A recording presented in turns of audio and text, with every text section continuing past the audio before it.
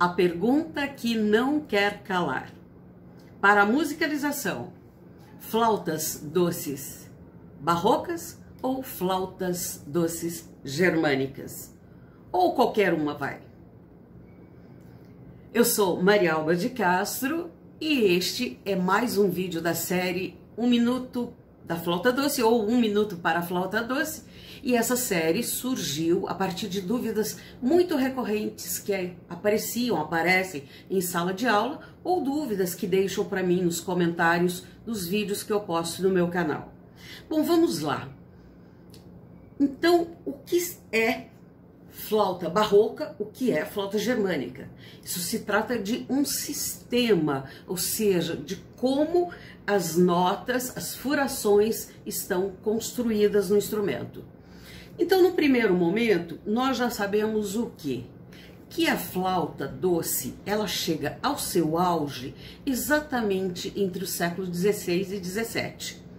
E para a música, esse século é o barroco. Isso é tão verdade que compositores como Telemann, como Bach, como Vivaldi, como Handel, escrevem para a flauta doce como instrumento solo, como um instrumento solista. Olha que importância, não é? E é exatamente nessa época que ela chega nesse formato aqui, muito próximo à perfeição, em nível de afinação, em nível de material a se escolher, a madeira, né? Que era feita em madeira, algumas flautas são encontradas em marfins, mas o mais normal realmente era encontrar essas flautas feitas em madeira. Muito bem. Passado o barroco, na música nós entramos no classicismo. E no classicismo surgem as orquestras sinfônicas. Surge a sinfonia ali por Haydn e ali, junto a elas, as orquestras sinfônicas. Pensem vocês, a instrumentação de uma orquestra sinfônica perto de uma flauta doce. As sonoridades, ou seja, a flauta não tem nenhuma chance em nível sonoro se for fazer ali uma comparação, né, entre, por exemplo, uma trompa, uma tuba, duas tubas, três, né, que são usadas na música sinfônica, né, flautas transversas, violinos, violas, contrabaixos, e aí uma gama de instrumentação. Ou seja, com o seu som mais delicado, a flauta doce não teve vez, não teve chances nenhuma e foi entrando num ostracismo. Ninguém mais quis escrever para ela, ninguém mais quis criar músicas para ela. Bom, então, classicismo, século XVIII e século XIX, não há repertórios para esse instrumento. Só no final do século XIX que houve uma feira de música, que eles queriam conhecer a música antiga, chamada de música antiga. Então eles começaram a pegar obras da Idade Média, da Renascença, do Barroco, e assim, com o tempo, a flauta doce foi voltando ao cenário musical. Até que chegou um luthier, pós-guerra, na Alemanha. Ele percebe na flauta doce uma possibilidade de trabalhar com um instrumento mais acessível, né?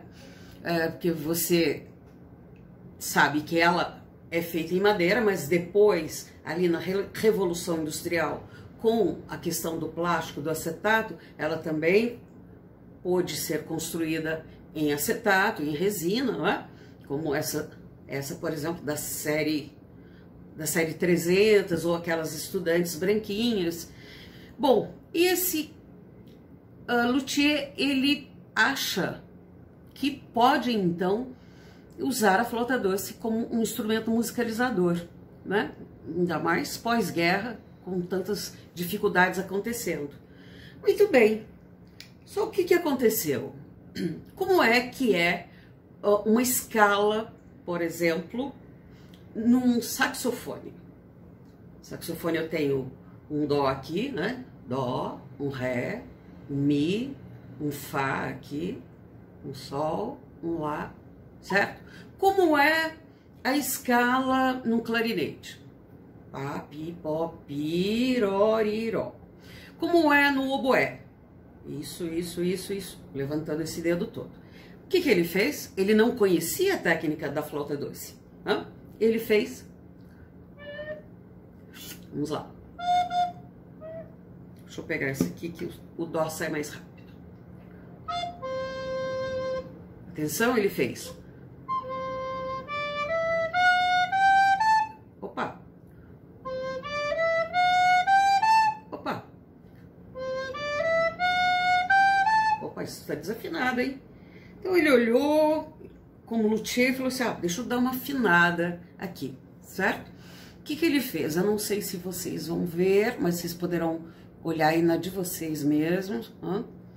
A quarta furação aqui, essa flauta, é menor do que a quinta furação, tá vendo? A quarta e a quinta. O que ele fez?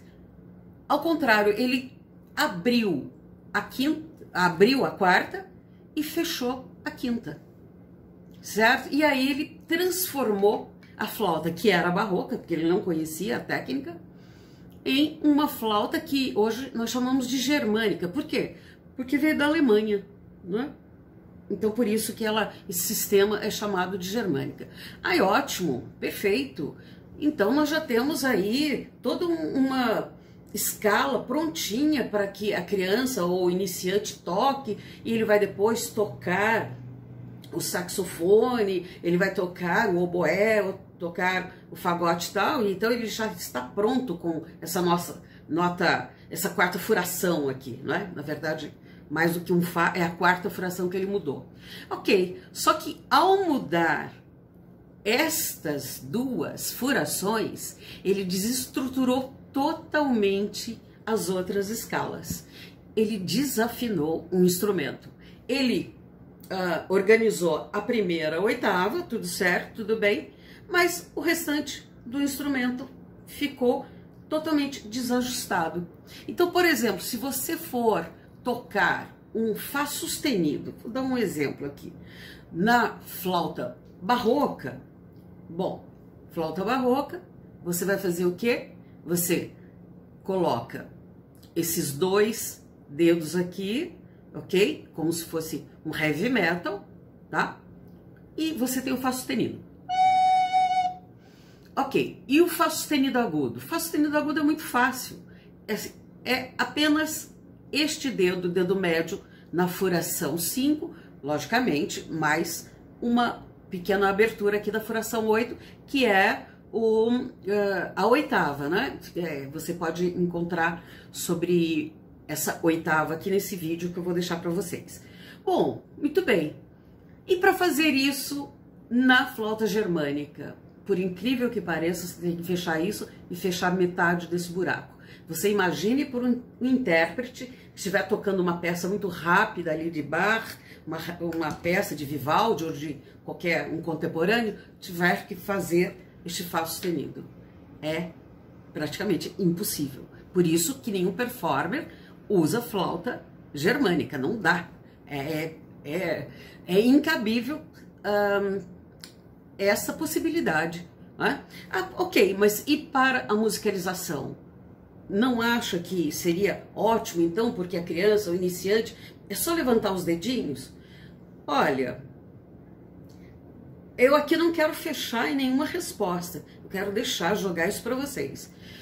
A flauta germânica, ela tem problemas de afinação. Nós estamos trabalhando com musicalização. Então, é de bom tom que cuidemos da afinação do ouvido do nosso aluno, não é? Então, ali nós já vamos trabalhar com uma flauta que não é interessante, não tem boa qualidade em relação à afinação. Mas eu não digo nem isso, né? Eu apenas questiono o seguinte: se o nosso aluno, ele vai fazer ali, né, o sol, o mi, ele já faz o Ré e ele já tem que fazer o Dó, que é a nota mais cruel da flauta doce, certo? Por que que ele não pode levantar o dedo médio e fazer o Fá da barroca? Não dá para entender qual é o problema. Eu acredito que o problema seja nós como educadores. Aquela preguicinha básica de cuidar aqui desse dedinho da criança e de falar, ó, vamos fazer este Fá aqui, que é levantar, é fechar a flauta toda, né, como se fosse fazer a nota Dó e levantar aqui apenas o dedo médio. Qual é o problema? Ah, mas o problema é técnico da escala. Toda criança ou todo aprendiz, ele está aberto para os ensinamentos, o aprendizado. Se ele for encaminhado corretamente, já que ele vai fazer esse Fá tranquilamente. Aliás, o Suzuki, na técnica Suzuki para a flauta doce, eles não começam nem com Si, nem com Lá, né? O Lá, eu gosto de começar com Lá, eles começam com a nota Ré aqui, olha. Ré, a criança fechando tudo, né? O iniciante fechando quase tudo, na verdade. Porque aqui ele já tem a nota Dó próxima, aqui ele já pode fazer o Fá. Então, qual é o problema de começarmos a trabalhar este Fá? O problema não é a criança, na minha concepção, o problema não é o aprendiz. Né? O problema, eu acho que é a preguiça, a nossa preguiça de cada dia, de trabalharmos, de ter uma notinha, uma digitação um pouquinho diferente para trabalhar, para nos debruçarmos um pouco mais, não é? Para aquele aprendiz, para aquele iniciante conseguir. E fazendo um Fá barroco, além dele estar com a verdadeira flauta, né, ele já tem tudo aqui pronto para fazer o Dó, porque olha como sai rapidíssimo, como eu comento sempre, a nota Dó, né, como eu sempre mostro nessa flauta de madeira, ela é muito cruel. Mas se você parte deste Fá aqui, que a criança, que o iniciante já tem prontinho, o Dó vai sair muito mais rápido, certo?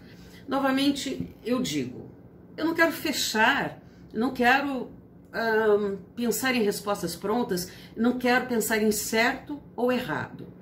A única coisa que eu deixo aqui para vocês refletirem é, a flauta correta é a flauta barroca, ok?